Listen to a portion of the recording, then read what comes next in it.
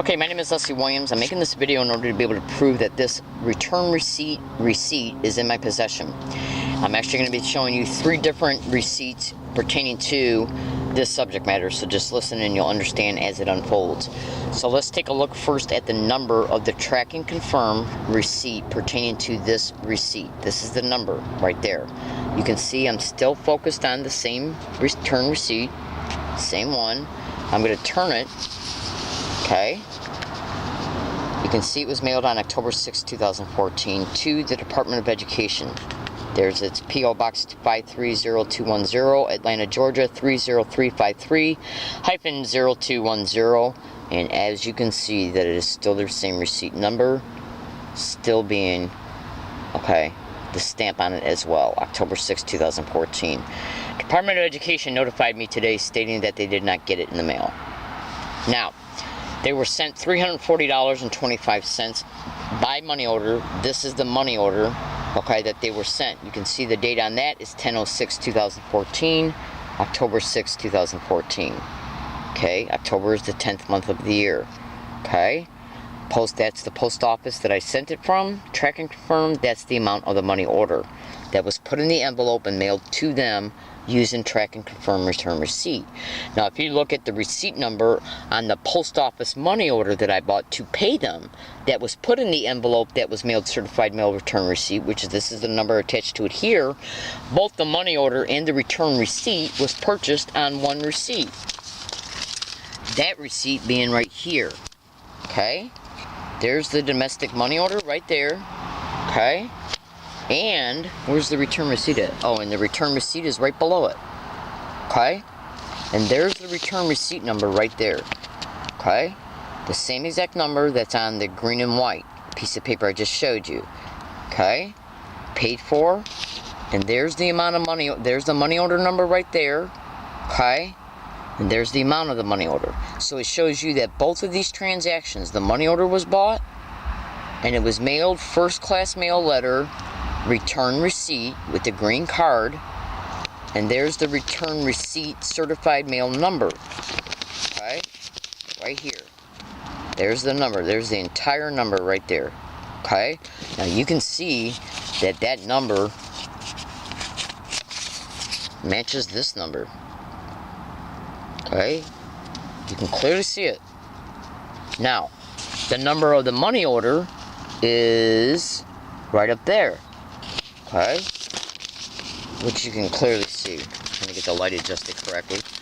I'll tell you why I'm making this in a second. Now, that's the money order number right there. Now, let's take a look at the money order number right there. You can see that it was purchased on October 6, 2014 for $340.25 at this post office, which this is the La Jolla post office in La Jolla, right behind CVS, right across the street from Rouse off of La Jolla Village Square. Okay, that's the post office number right there. Now, the post office money order was purchased for $340.25 on October 6, 2014. It was then put in a money order after it was detached from the receipt and put in an envelope. It was also videotaped as I was doing this. And the entire transaction was caught on a tape recorder. Now, the return receipt was put on the envelope that the money order was put in. The return receipt purchase and the money order purchase is on the same exact post office receipt because they were all purchased in one transaction. It was then hand given to the postal clerk who took it from my hand after the money order was put in the envelope. Now, right in their physical presence, Department of Education called me today. As the phone was ringing, I tried to answer it. The phone was frozen. Okay? Now, when I seen the number, I thought to myself, that could be the Department of Education because it was a 1-800 number. So I called back and it was. Okay? They told me they did not get it. Okay?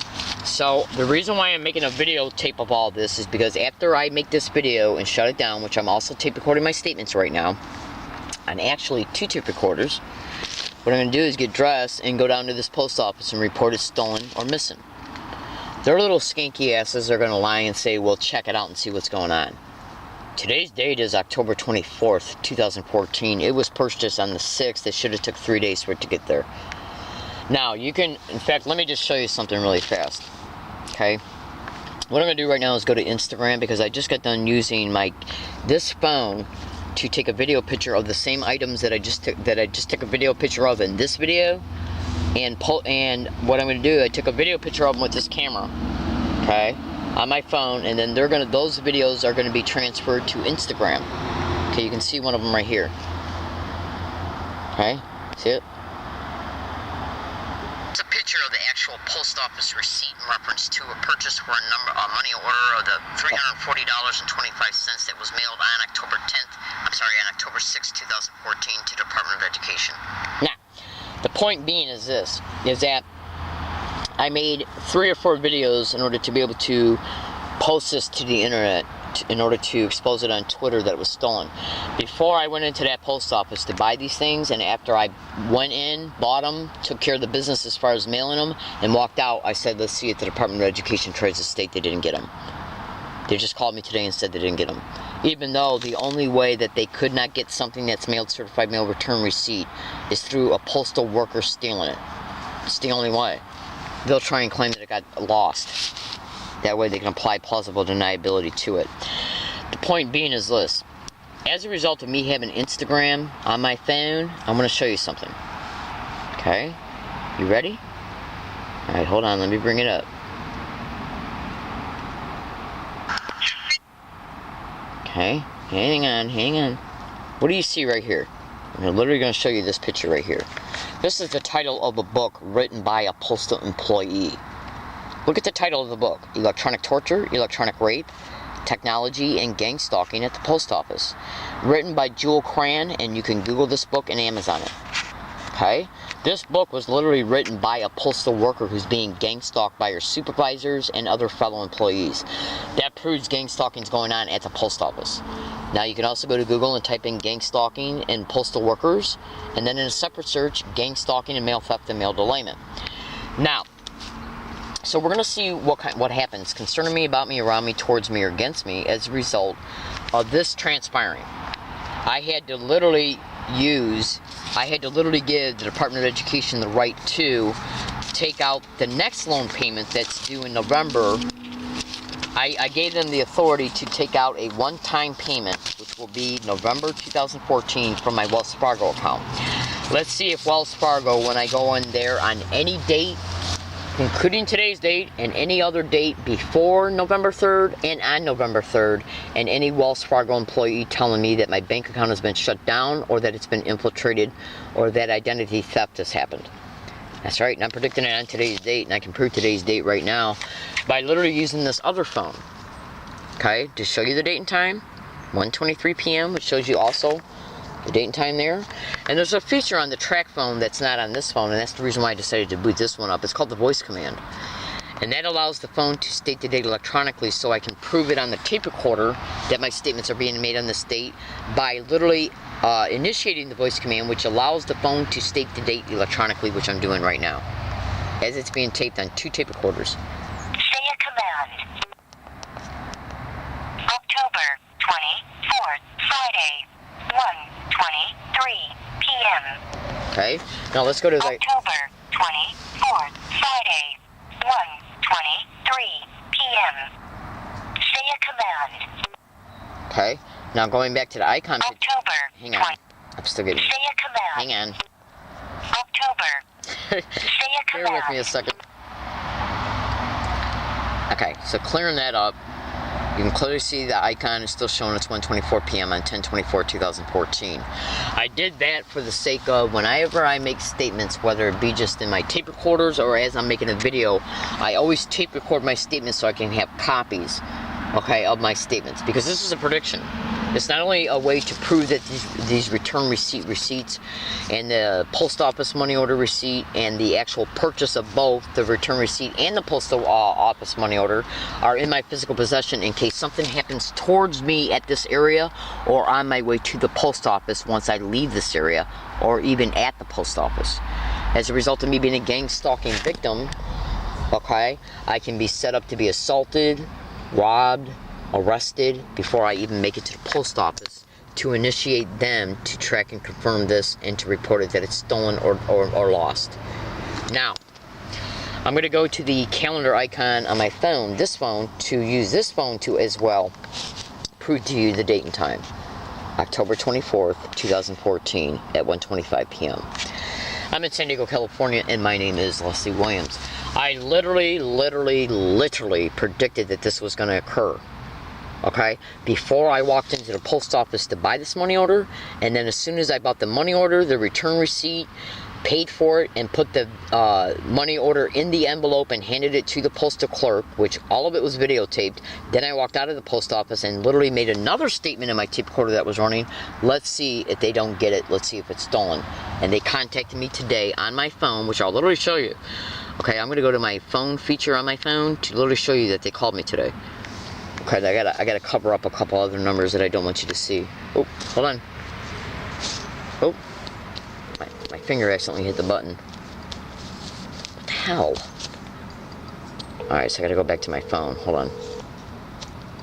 Alright, so it's literally dialing a number right now, I think. It is. Hold on. Hello?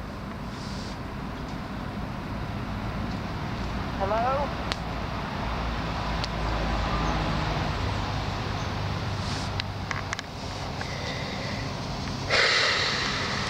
Okay, going back to the phone. Alright, do you see that number at the do you see that number right there? 1-800-699-2908. Okay? That number is the phone number for direct loan servicing. Keep this video private unless you got to use it as evidence. Unless you got to use this video as evidence, keep it private. And if there's any other phone numbers that have been accidentally captured on this video file, and if it's used by the federal government, the state government, the local government, or any courts, okay, pertaining to me, okay, pertaining to any phone number that is on this phone from anybody, family members, anybody, and they're used to act as a witness against me, well, let me just put it to you this way. Go to Google and type in family infiltration and gang stalking. That's all you got to do is do it. Just go to go to Google and type in family infiltration and gang stalking. That's right. They will even, these individuals will engage in intimate infiltration. They will infiltrate your circle of friends, and they will infiltrate your family. Just Google it and you'll see I'm telling you the truth. Literally. This is organized crime in the system at the federal, state, and local level, ladies and gentlemen. Do you really honestly think that a syndicated flatfoot cop in San Diego, whether it be San Diego cops, California Highway Patrol, Sheriff's Department, or whoever, do you really think one of those little minuscule peons has the ability to walk into any federal post office and say, will you steal this money order for me? We're trying to fuck her over. Of course not. The post office would report him in a heartbeat. It's organized crime in the system, baby cakes, at the federal, state, and local level. Alright, I gotta go down and deal with this today, and then I gotta go to Rouse. If any event transpires concerning me, about me, around me, towards me, or against me along any of my routes, including while I'm still here, for the whole time duration while I'm here, for the next 14 days, and definitely including today, on any date, no matter how it comes about, no matter who's involved in the event, okay, that causes me to be robbed, assaulted, raped, arrested, petitioning the county mental health or an area neighborhood hospital psychiatric for, because this is literally what they do to gang stalking targets. Google it. It'll be directly connected to gang stalking, no matter who's used for it, no matter how it's brought about, and no matter who's used as a witness.